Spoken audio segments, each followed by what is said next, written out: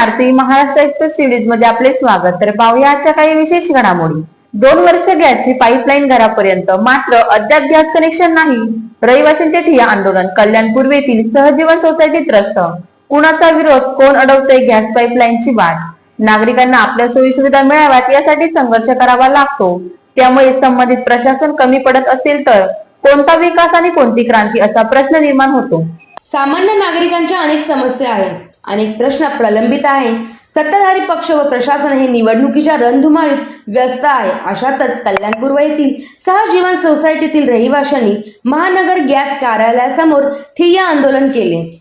सोसायटीतील मेघांजली कोळी यांनी यावेळी प्रतिक्रिया देत सांगितले, जवळपास 2 वर्ष झाले आमच्याकडे गॅस पाईपलाईन आलेले आहे, अगदी घरापर्यंत आले आहे। 50 फुटाचा रस्ता आहे जिथे पाईपलाईन आली नाही, त्यामुळे घरामध्ये कलेक्शन येत नाही। तेथील जे स्थानिक आहे त्यांच्यामुळे अडवणूक केली जाते, तिथे गुंडगिरी, दादागिरी केली जाते, त्यामुळे पुढे काहीही होत नाही। मागच्या वर्षी सुद्धा लेखी दिले, आंदोलनही केली, अजूनपर्यंत त्याचा पाठपुरावा केला गेला नाही। महानगर गॅसची जबाबदारी होती की त्यांनी तेथून ही पाईपलाईन आमच्यापर्यंत पोहोचून द्यायला पाहिजे होती, त्यांनी तसंही केले नाही। कोणाच्या दबावाखाली आहे हे माहीत नाही, त्यामुळे जोपर्यंत आम्हाला पाईपलाईन मिळत नाही तोपर्यंत आम्ही तिथून उठणार नाही। अशा प्रकारे कल्याणपूर्व येथील सहजीवन सोसायटीतील रहिवाशांनी ठिय्या आंदोलन करत घरापर्यंत आलेली प्रलंबित पाईपलाईन जोपर्यंत कलेक्शन होत नाही तोपर्यंत आम्ही इथून उठणार नाही असा निर्धार केला। नमस्कार, माझं नाव मेघांजली कोळी, मी पण सहजीवन रेसिडेन्सीमध्येच राहते।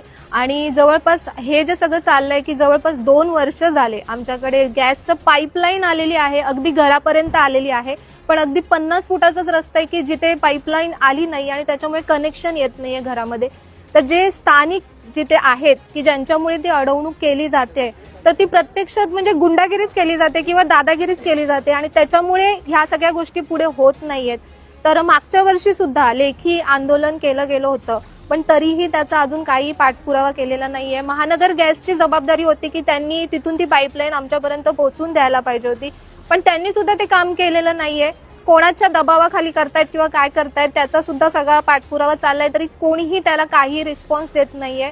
त्यांनी परस्पर पोलिसांना म्हणजे केस करायला पाहिजे होती, चौकशी करायला पाहिजे होती, पण तीही गोष्ट झालेली नाहीये। तर म्हणून आज आम्ही सगळ्या शेवटी लेडीजनेच ठरवलंय की इथे आज आंदोलन आणि बेमुदत जे धरणं आहे ते करायचंच आणि गॅसची पाईपलाईन घेऊन जायचीच। जोपर्यंत आम्हाला पाईपलाईन मिळणार नाही तोपर्यंत आम्ही इथून उठणार नाही। तर या होत्या शहरातील महत्त्वाच्या ठळक घडामोडी। अशाच काही नवनवीन घडामोडी पाहण्यासाठी आमच्या चॅनलला लाईक, शेअर, सबस्क्राईब करा आणि बेल आयकॉन दाबायला विसरू नका। आमचे एकच ध्येय, आम्ही तुमच्या सोबत। तर पुन्हा भेटूया याच ठिकाणी याच वेळी, तोपर्यंत धन्यवाद।